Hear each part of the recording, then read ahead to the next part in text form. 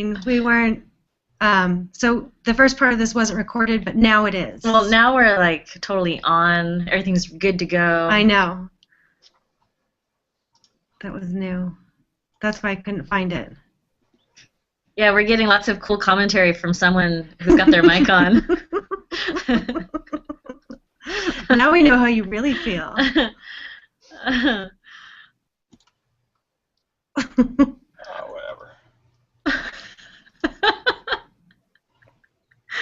6 people in. How many people should we go? Ah! Pacific. Hey, Preston. Is your mic on?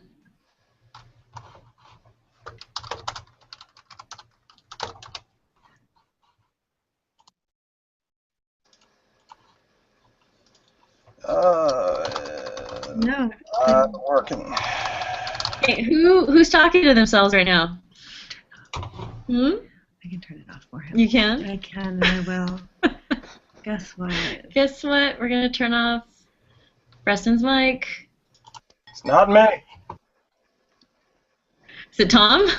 Tom, is that you? No, I think we're good. We're good? Yeah, so I can see who else here. Tom, Elise, Preston, Caitlin, Andy, Karen. Okay, good.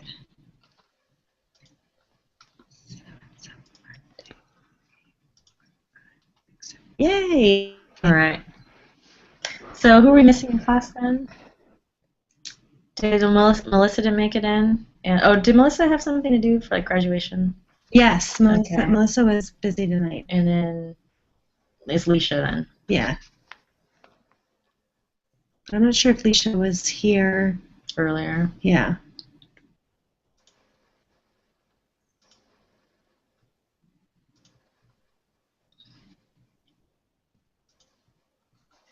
No comment to these answers.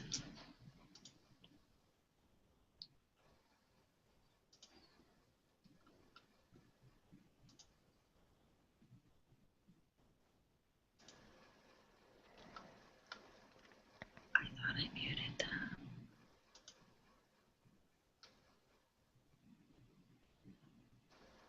Everyone except for us.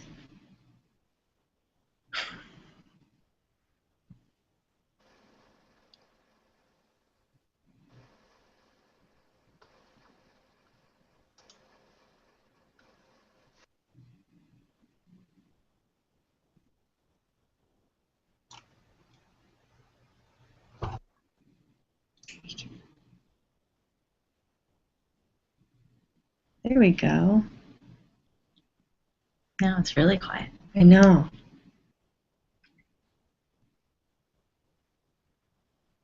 What happens when we take all of them and give them mic rights? Well, Is it just too crazy? no, what it does is supposed to be smart. That picks up the sound. Mm-hmm. Yeah.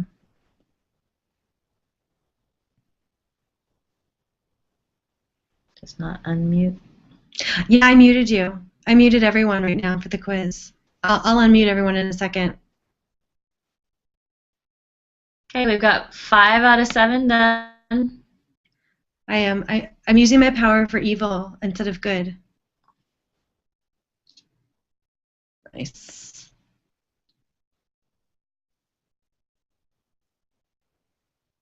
And we're waiting on 2 more people to finish. Yeah, I don't know. Yeah, Preston, I don't think it was you. I think it was just being wonky. But I muted everyone. Haha.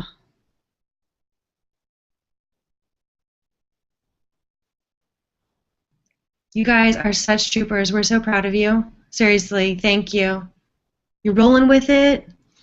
That's why technology is awesome. So you have like 13 backup plans. Yeah, and Andy's commenting that in Dan's class they had switched, and that's actually what we had heard. It's Yeah. to use Google Hangouts after his Adobe Connect went down. Yeah. Alrighty, we're waiting on A couple of you. progress, 13 out of 13. Okay. Everyone's done. So I will end the activity, and I will download the report, and I will open said report. Oh, and even better, guess what? I can share it with you all.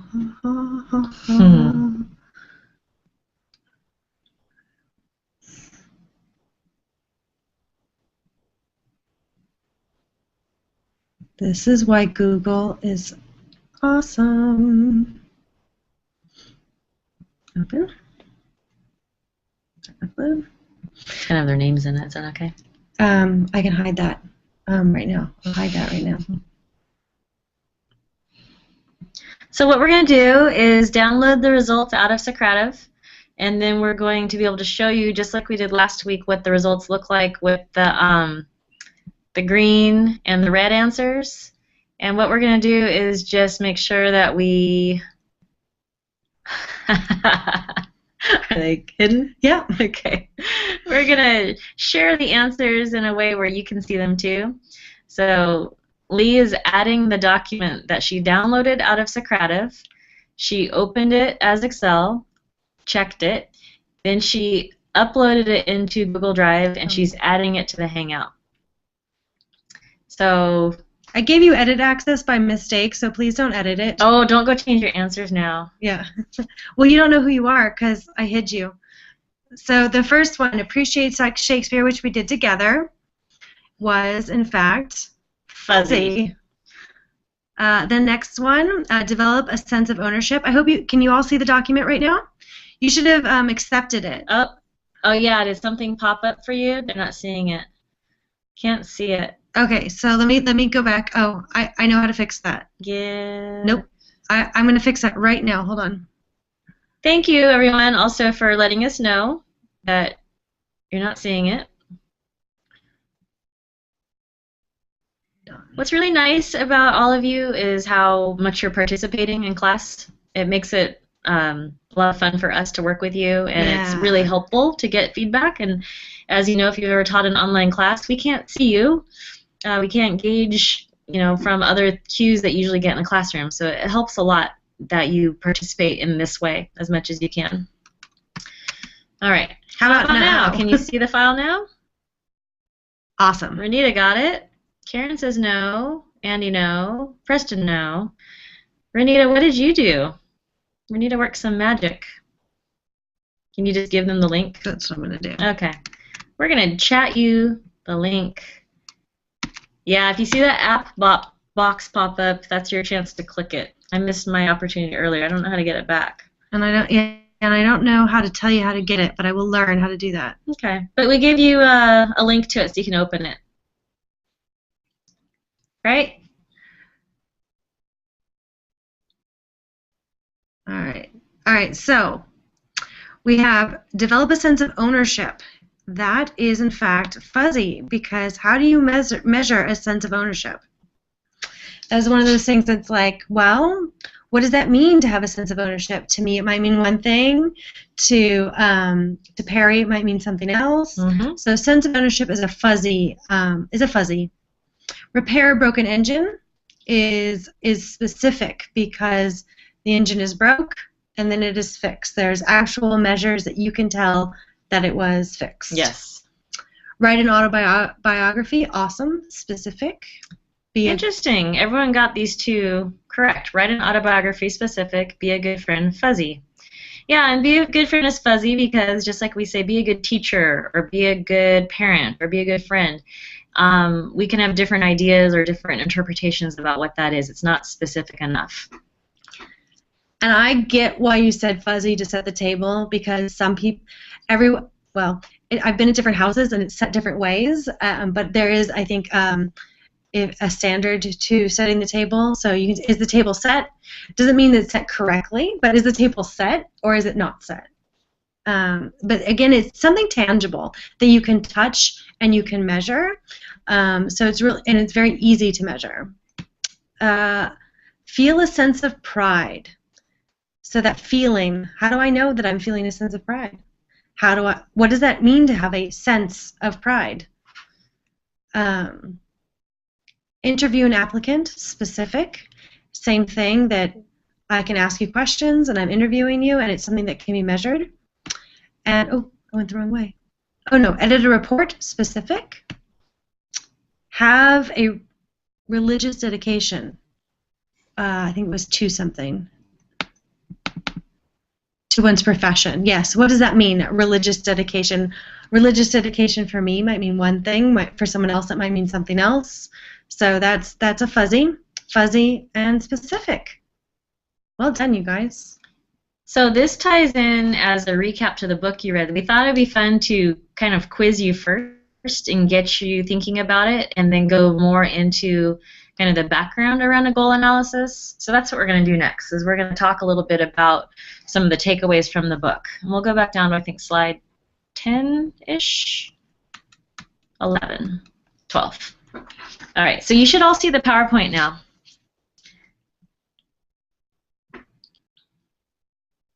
And it looks a little wacky just because of the way it uploaded, but that's okay. When you download the slides out of Blackboard, it'll be cleared up a little bit. Okay, so basically, we've got a few things. First of all, what is a goal? A goal is a statement describing a broad or abstract intent, state, or condition.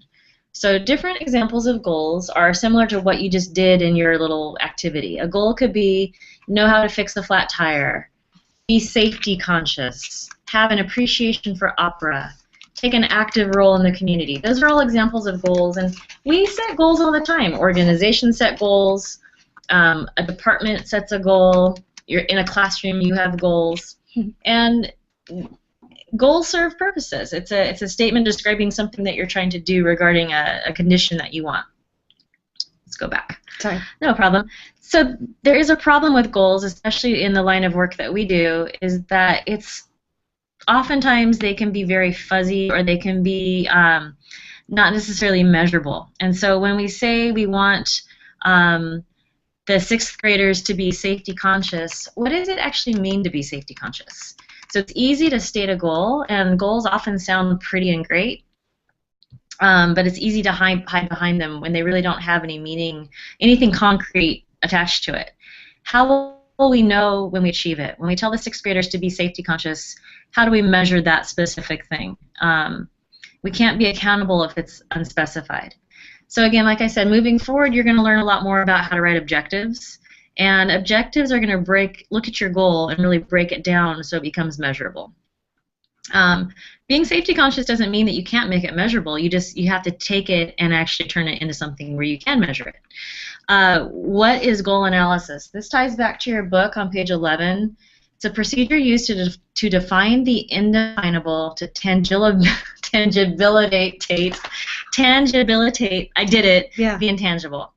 And it clears up important but abstract goals. So I'm going to flip back to page 11 and just point out that in that section we talk about how we use it all the time. And if we go to the next slide, when to do a goal analysis, this pulls from page 12 of the book. And so it's talking about these are good opportunities to do goal analysis. When you hear someone say the organization needs to be more flexible and resilient, it sounds beautiful. I mean, it sounds great. I want my organization to be flexible and resilient, but what does that actually mean? And that's where you would do an organizational analysis. The goal analysis would fall within looking at your organization. They need to be self-starters. This gizmo needs to be user-friendly. They should be more safety conscious. There's too many accidents. The next step is to answer the phone in a friendly manner. They are highly motivated. Those are all examples of things that are fuzzy, and it's appropriate to clarify them because they're important things. And as an example, within my department, one thing that I want my colleagues and my staff to do is to be professional. And I'm having a hard time because I need to now figure out what does it mean to be professional. I think I have this vision of what professionalism is, but now I need to really break it down and figure out when I say to my staff, we're going to be professional, here's what I actually mean, and it has to be something measurable. Otherwise, Rick has one idea of professionalism versus Gila, as an example. And it can start with a common definition. So starting that way, I mean, I know since the majority of us are teachers, we hear the word rigor a lot, and rigor can mean so many different things. And so it's really sitting down and clarifying what does rigor mean, and then taking that definition apart into, like Perry said, those tangible points that are measurable. Like I can't measure appreciation. I can't there's a lot of things I can't measure how positive your attitude is. So there's things that you have to really be very specific, especially when dealing with people and performance. So you're going to do a goal analysis anytime two conditions exist. One is what we just talked about. Someone describes an intent in an abstract way, in fuzzy terms. And then second, it's important to achieve the goal. So, What happened? There's stuff in those 4 boxes off to the right. Oh, it's like a fun guessing game. I think that we can, no. There's, hold on. No. It's a choose your own adventure and make your own things up in the box. I can read to you what they said. They're kind of similar to the last one. There's a way to there. Boom. It should present. Is it presenting now, guys, or no?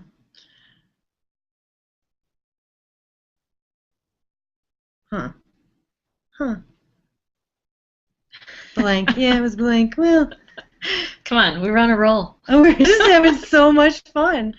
I know what to do.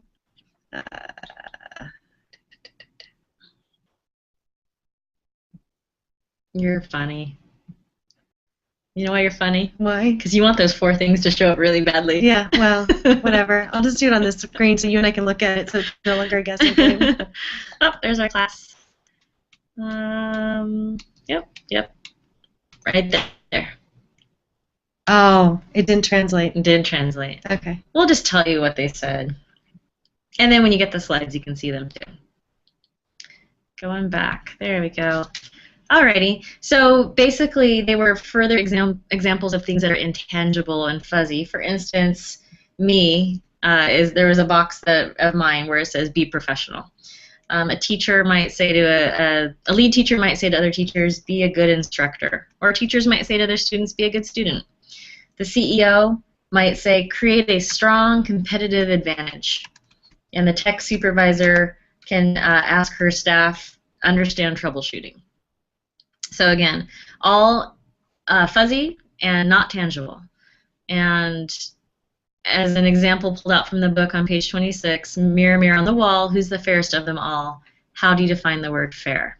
So the big picture here that your big takeaway is we want to state things where they're not abstract in fuzzy terms.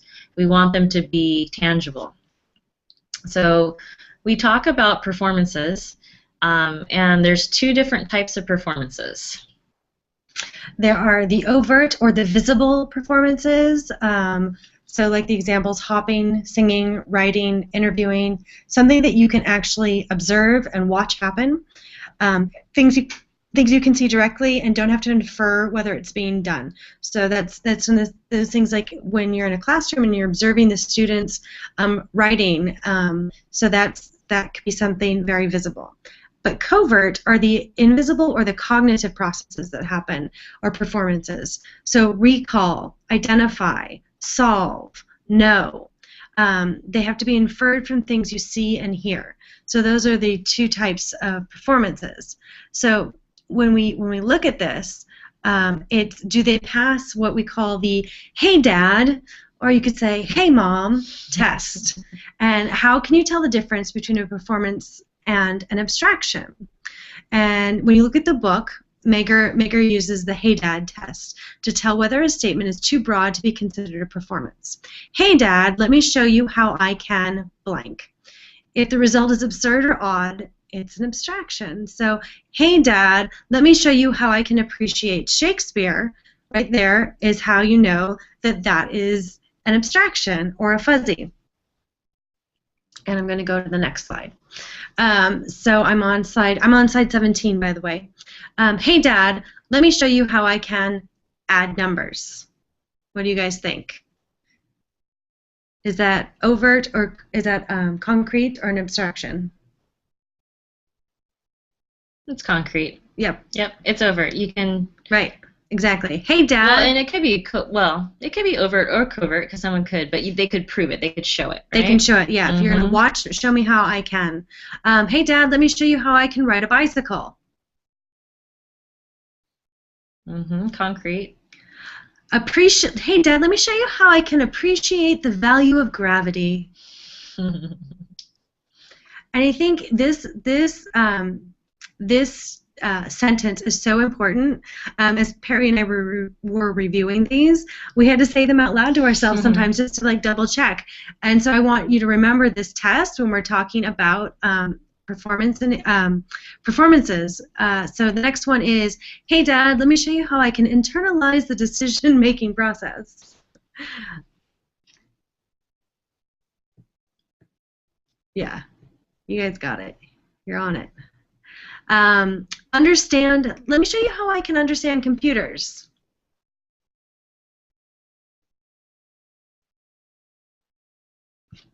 That one is pretty abstract because I don't know how you're understanding it. If we were to switch the verb out to something else, let me show you how I can fix a computer. Let me show you how I can hook up a computer. Now those are different types of things that become overt. So, how I can program a computer, turn a computer on. Right, and again, we're going to get into objectives writing, and one of the things that drives me crazy all the time, because we design so many courses where we work, a lot of times people will write these objectives where they'll say, at the end of the course, the learners will understand how to. And as you graduate from this course, from 540, you're going to know that you're not going to write objectives anymore where the learner understands. It will drive you nuts. It's not measurable. And when you're actually sitting down to figure out how that person understands whatever it is you want them to understand, you have to start looking at other actions. By understanding, are you going to have them define something, recite something, judge something, build something? There's lots of other actions that are measurable and overt that we can use to really demonstrate that. Increase my. Hey Dad, let me show you how I can increase my sensitivity to the environment. That one's one of my favorites.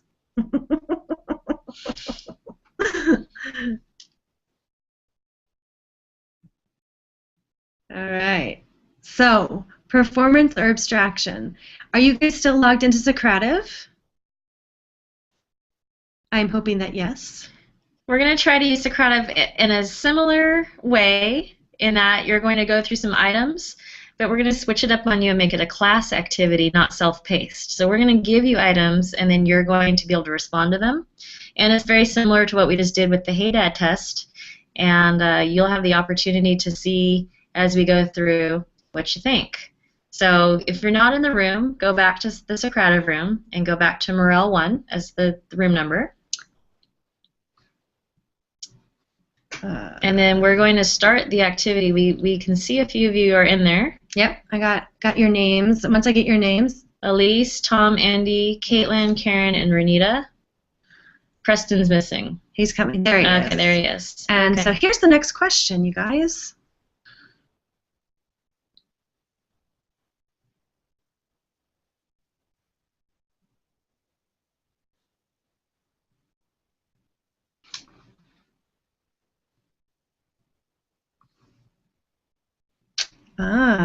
So we've got 50-50.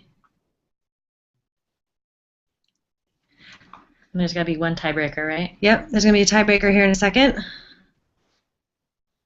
Is it a performance? Is it an abstraction? It's tricky. I can see why it's tricky. Yep. So 4 of you say it's an abstraction, and 3 of you say it's a performance. I want to hear from those of you who say it's a performance first. Oh, I'm going to turn your mics back on. I'm sorry. That was dumb of me. Let me do that. Because I want to hear you. Tell me. Okay, so we're turning your mics back on, so take care on your ends. Hello. Hello. Hi. Hello. Hello. Hello. Okay. So the question was, to the people who thought it was a performance, why do you think smiles a lot is a performance? I said that because it's visible, something you can see. Okay.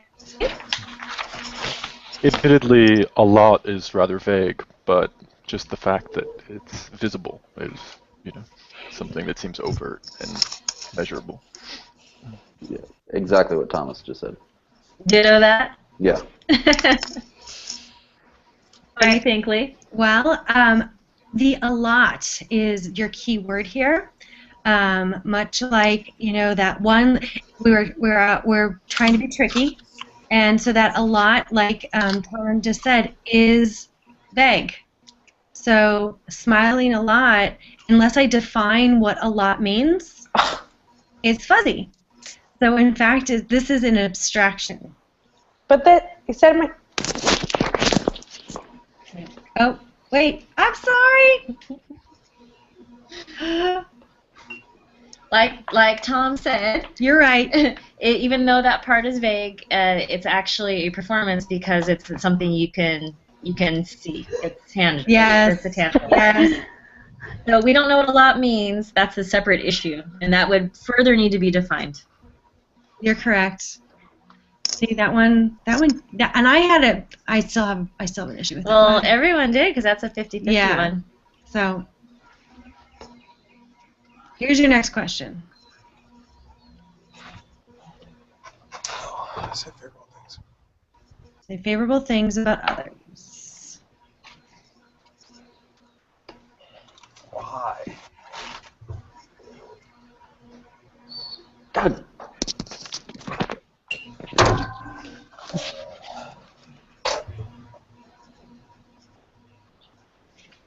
Mm.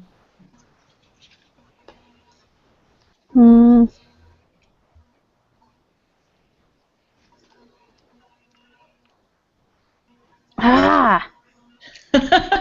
Feel the same way. I hear the frustration. So everyone says it's an abstraction. Not according to Megger.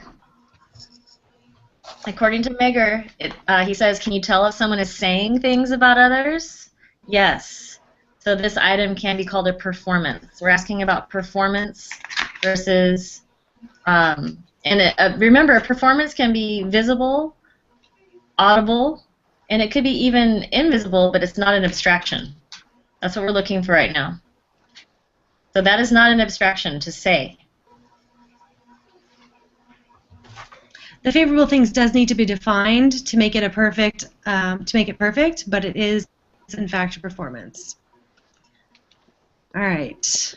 Next question.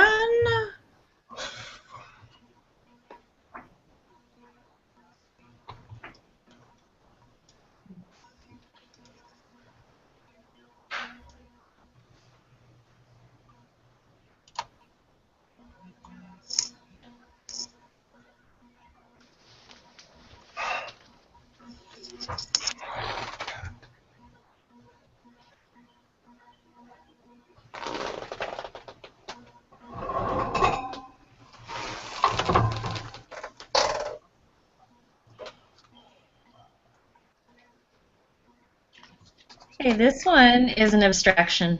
It's a fuzzy. And the reason why is, what is someone doing when feeling deeply? We don't know, and we can't tell from the statement. It's a fuzzy. Perhaps important, but fuzzy nonetheless. Okay, next one. Is confident in his or her ability. I'll give you a hint. This is very similar to feels deeply about others.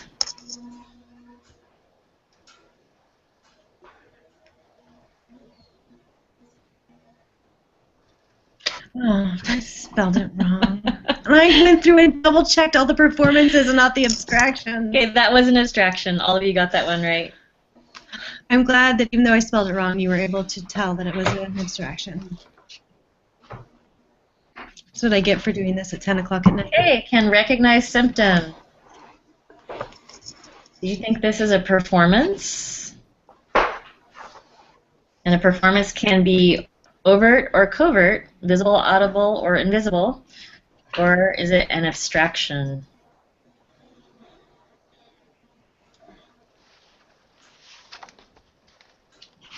I have to remind you, even though it's covert, it can still be a performance. you would just want to, if you wanted to try to measure it, you'd want to define it further, but it's still a performance. Okay, with this one, can recognize the symptoms. This one is a covert performance. You may be able to tell whether a person is recognizing at any point in time. He or she can stand around perfectly still while doing the recognizing, but you can tell whether the results of the recognizing are satisfactory or unsatisfactory.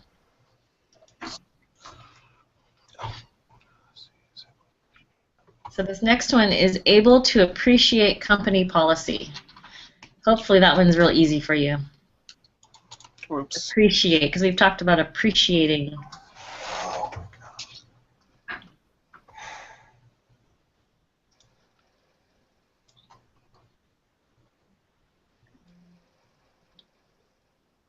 And remember, just because you tack on is able to in front of something doesn't always make it clear or not a fuzzy.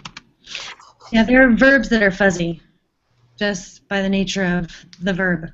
Okay, and at this point, we're going to give you a little hint. These items are pulled directly out of the book.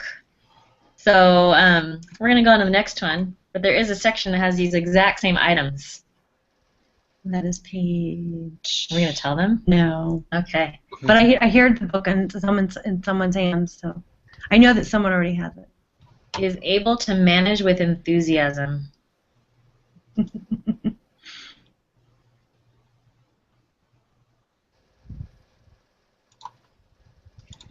think this one's a little confusing.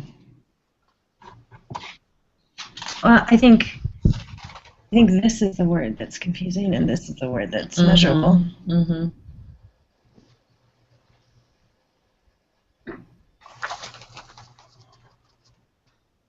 How'd they do on this one? I'm not looking. Ah, excellent. Yep, abstraction. Good. Okay, next one. Knows how to, is able to assemble components skillfully.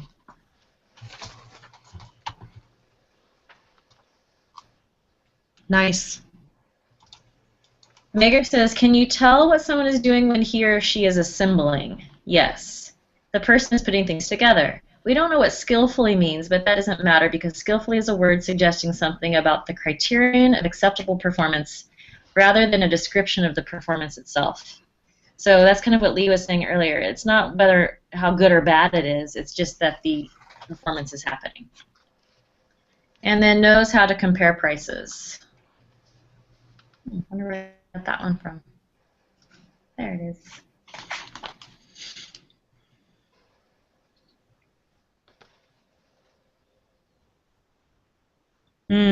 Okay, who's going to be the tiebreaker? Is it going to tiebreak in what way? We're 50-50 on this one. We're waiting on one person. So the verb here is knows. That is the hint. Hey, Dad, watch me how I know how to compare prices. Yep. Okay, so that one is an abstraction. Knowing is the abstraction. Comparing something else, but it's can you tell if someone compared? Yes, but how do you know if he said, I know? How do you know that they know? You can't see it. Or you can't, it's abstract.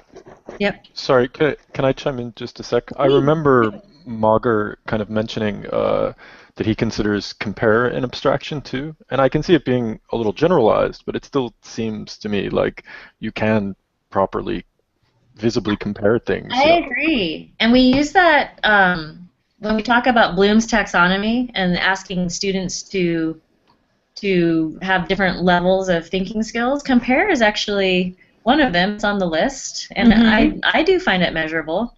So I think that one's, I agree, Tom. I'm not convinced on that one because I can tell if someone compares something. I've had that as test items before. I agree. All right, are we on one more? Yes, it's the last one. Can discriminate business trends. I thought there were only 10. We made 11. Hey, Dad, watch me. There you go.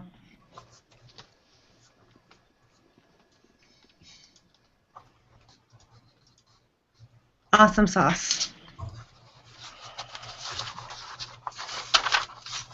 there's a nice summary on page 41 of the book, and if we go back over to, yep, let's go to slide 19. We're on 19 right now. I just want to do a time check because 7:12. 7:12. We had a few issues up front, so I just wanted to check where we're at. Performance is broken down. A performance is an activity that is directly visible or audible or directly accessible, and that's the overt. An invisible or internal covert activity can be considered a performance if it is directly accessible. There's a single behavior that indicates the presence of the performance. So we don't want you to think that even though it's a covert activity that it's not a performance. It can be, or it is. But it's getting into what's fuzzy that we're really trying to focus on, because moving forward we're going to want to make sure that as we set goals and objectives that there's no room for things being fuzzy. Sorry, I went too fast. Now we're on slide 20. So goal analysis is useful whenever a goal exists that's important to achieve. It is used when a statement of intent describes an abstraction, when the statement doesn't answer the question, how will I know one when I see one? So when I say to my staff, be professional, how do I know what that is? How do they know what that is? And so that takes us in, how do you do a goal analysis? So there's some steps here. So start by writing it down. And typically the goal is a sentence, just like the ones we've been looking at. It's short and sweet. Be professional. I think you can change that with dress professional, but again, you still have to define what that is to make it less fuzzy. List the performances that exemplify achievement of that goal. How do I know that that goal is achieved? What will you do, or what will it look like so I know that that goal has been achieved? Sort the list and eliminate remaining fuzzies. So once you just, the good thing is that you start brainstorming, and you'll write things down because it's natural, understand, and you'll write them all down, but then you can go through and you edit your list. Then you describe the performances in complete sentences, and then you do a test for completeness. So this is actually from the table of contents. Ooh, let's see how close I can get. You can see how there's certain chapters that are dedicated to the different steps. And so again, this is just kind of that high-level summary. But if you get to chapter 5, called Getting It Down, it's steps 1 and 2. So like Lee said, write down the goal, use whatever words are comfortable, regardless how fuzzy they are, and make sure it describes an outcome, not the process. So a bad example is develop a fuller appreciation. Grow to discover a yearning. Come to see. A good is appreciate the concept of, have a yearning for, understand the importance of. That's kind of looking more at the outcome at the end versus how to get there. Then list the performances that exemplify the achievement of the goal. Write down everything that comes to mind. Comes to mind. I think I was a 5-year-old when I wrote that. Are you fixing it? I'm going to. Go ahead.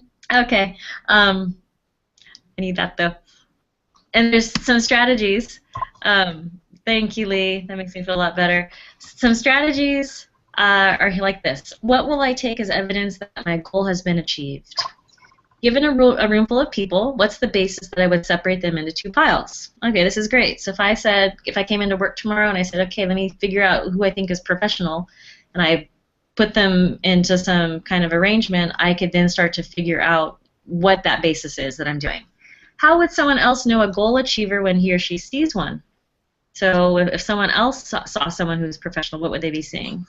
Think of someone who has achieved the goal and write down what he or she says or does. Think of all the opposite things that someone would do and turn the negatives into positives. Those are just some strategies to help you exemplify what the achievement of the goal is. Okay, and then we get into step 3, which is chapter 6 of the book, sorting your list, eliminating the remaining fuzzies. I mean, this is all common sense stuff, just kind of written out in a very clear, specific way of doing what's called a goal analysis. So getting rid of duplicates, checking for anything else that's abstract, and then putting it together, describing the performances in complete sentences. So now you would write a complete statement for each performance describing the nature, quality, or amount you will consider acceptable. These are a little bit different than what we're going to be studying when we talk about objectives. Objectives are going to be very specific and measurable, and you're going to see that when you get into the next book. We just want our goals still to be complete and specific as well. Page 74 has some performances when good reporting was rewritten. So if we want someone to have some good reporting, we could say it identifies routing, determines presentation form, writes the report, presents the report. Those are all of the things that that describe the performance. And then test for completeness. Test the statements with the question, if someone achieved or demonstrated each of these performances, would I be willing to say he or she had achieved the goal? And when you can answer yes, the analysis is finished. Chapter 9 has lots of practice opportunities, and then if you're just looking for a great summary to keep handy, if you get to page 12, there's a whole section called Let's Pretend, and it's kind of a nice place for you to look to see kind of the full picture. So let's just go back for 1 second. I have to reiterate, this does tie into where we're going in the class. I'm hoping that it doesn't feel disjointed for you because we've been focusing so much on looking at the reason why people aren't performing, but this is going to help you guide your next steps when you're putting together your job aids and as you're learning about the objectives. So let's talk about the project, shall we? So we made a couple of changes to the project due date. So I want to start there. It is due the same day as the midterm, which is July 2nd, and it's going to be due by 11:59 p.m. On that date. So we gave you an extra week. Right? Yes. That's how it worked out? That's how it worked out. And we were looking at the calendar, we're taking a longer course and condensing it down, and really the performance analysis part, the part that makes it harder is that you need to collect some information. You need to collect some data. You need to talk to people. Whatever your problem is that you're investigating, you probably need to either give some kind of survey or read something. You need to compile information in order to have the data to figure out what's causing the performance problems. So with that, we knew that if we asked you to start turning a paper in soon, you might still be in a phase right now where you're trying to collect some information. So that's good news, right, everyone? Yeah? Yeah? Woohoo! All right. Can I get a what? All right. Okay, good. We're happy that you like that because we thought you would appreciate that. I would not want to be rushed when I was trying to get that done because I know a lot of you have great topics, and you, like Elise put together this super cool survey that she showed to us. She's giving it out to her parents and to her students, and she's collecting some very valuable information that's going to help guide, her practice, and it's going to make things better for people. So we don't want you to feel like it's just an exercise. We actually want it to be meaningful as much as it can be. Because for those of you that are going to continue on, even with the certificate, you're going to go into this more in depth. We're doing a very we didn't spend a lot of time on what it means to take a survey and so forth, and those are some things that are touched on more deeply in other courses. So it's really we want this to be a meaningful exercise. It's a first step in how this all works, and we really want to give you the time to get the data so that we can work on the analysis portion of it, because we know that you weren't necessarily going to get huge numbers of responses. This is the summer. We have a very short turnaround time to get that information, or to prepare the questions, to get the information. So really what's going to be important is how you take what you get and analyze it, and how you prove your analysis, how you let the data speak for that analysis, and then the creation of the job aid after that. Yeah, and basically tying it back to the stuff we've talked about. So once you get your feedback back, however it is that you're collecting it, to actually... Is he taking a picture? I don't know. Okay. To actually tie it back to those 4 causes we talked about. So really evaluate the information and look to see, is it tied back to a performance issue where it's due to skills and knowledge? What is going on? What are these things? I don't know. We're getting all these weird things like people are taking pictures. It's Andy. Andy did it. All of a sudden, it's making dinging noises. That's fine. There's lots of fun gadgets in here. What I was saying, though, is that you'd want to look at your information and tie it back to those causes. That's what we're looking for. When you relate back to, is it tied to skills, knowledge? Is it tied to motivation, environment, and tools, or incentives? You're actually going to want to call those 4 pieces out in your report. And maybe something doesn't fit into one of those buckets. Maybe you find that there's nothing tied to incentives at all. Then you would just say, in the evaluation it was determined that it's not tied to incentives. You still want to make sure that you're tying it back, though, and using those different sample reports we gave you will help you see how to write that portion up. But that's what you should be doing right now. You should be in the stage where you're taking action. You're actually doing the performance analysis. So you know who your audience is, you know the problem, you know the optimals and the actuals, and now you're in the process of getting information that you can analyze to figure out why. Yeah. Okay? And then in your write-up, you basically say to us, here's the problem. Here's the optimals, here's the actuals, here's the audience. Here's how I got some information. I put the survey out.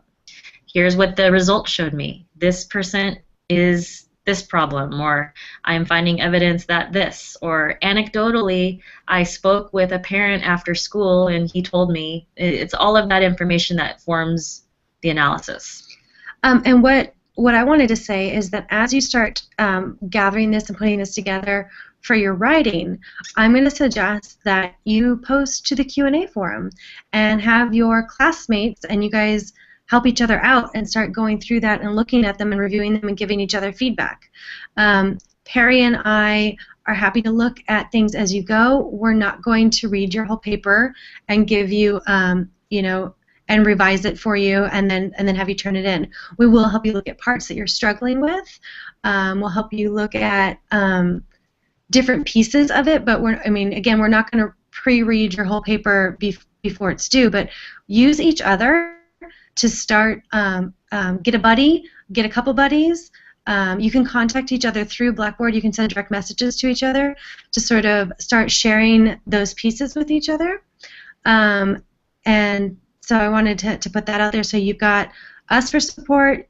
We can set up some times within the next couple weeks for you all. Make appointments that work within our schedules that we can meet with you all. Give you 30 minutes to meet and kind of go over what's going on, or send us a message in the help forum so that we know what's going on, and we want to be there to support you. And it's always good to have an extra pair of eyes just looking at something. Someone might see something through a different lens. And just from my perspective, I feel more connected to those students who've already reached out to us, who've shared with us, their struggles, what's going on, can you double check this? We'll help steer you in the right direction as much as we can, for sure. And again, this is not the type of project that you want to leave until the last minute thinking I'm just going to pound out a 3-page paper. The 3-page paper is not the hard part. Well, it can be a hard part, but the actual work is the analysis itself. The paper is just describing what you did. So if you're a person who has challenges with budgeting your time, we just wanted to let you know, budget now, because now's the time to start if you haven't.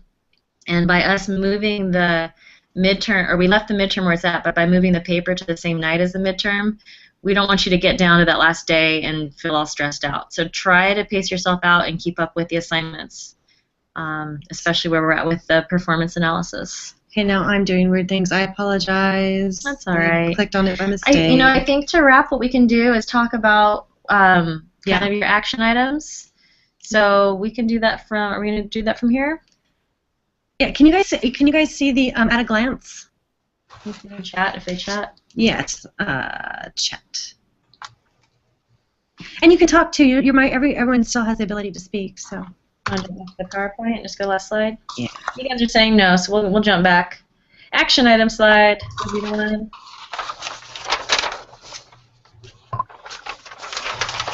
It's not here. Oh, it's here. Oh, and those are the wrong ones. Yeah, I don't have the news. I didn't. Okay, so if you're on slide 28, just know that in the semester at a glance or in the slides that are in Blackboard are correct. We modified, I should say, the action items. So we're going to send you the link so you can see it directly right now. And this is a link to the semester at a glance. So if you wanted to see what it is that we're reading, you could click there. There you go. I see you all popping in. Okay, cool.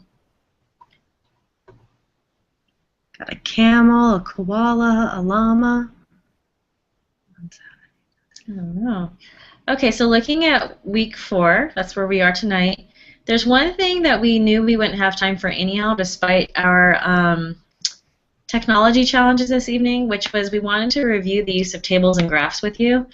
It's kind of a one-off topic, but it really ties into how writing for this program, preparing reports, how it's important to make use of tables and graphs to support your write-up. So you would want to make sure that as you're collecting information and presenting it in your report, you want to make it logical, organized, easy to decipher. You know, with technical writing, it's all about brevity, and you conserve your words, and you use tables and graphs to help people read. It doesn't mean you leave them on their own just to go read a graph. You help them interpret it, but it really supports your writing. And that's something that we're going to be doing as a screencast for you.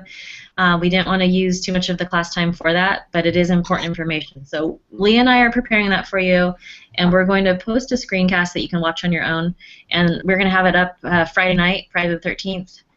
So you can look for that, and that's something that we expect you to watch because your report will have those elements in it. Of course, you're going to make progress on your performance analysis. We've got a fun little non-graded week 4 quiz that's going to be posted in Blackboard.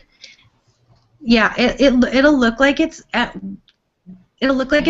being graded. Blackboard is very limited in the sense of how it does assessments, but it'll go up tomorrow by tomorrow night. It'll go up. I'm going to try and work. I was halfway done with it before class started, but your midterm is going to be given in Blackboard, and so we'll also put a practice midterm up, but this is just an opportunity, one, for you to check in with yourself, and 2, for you to check in with how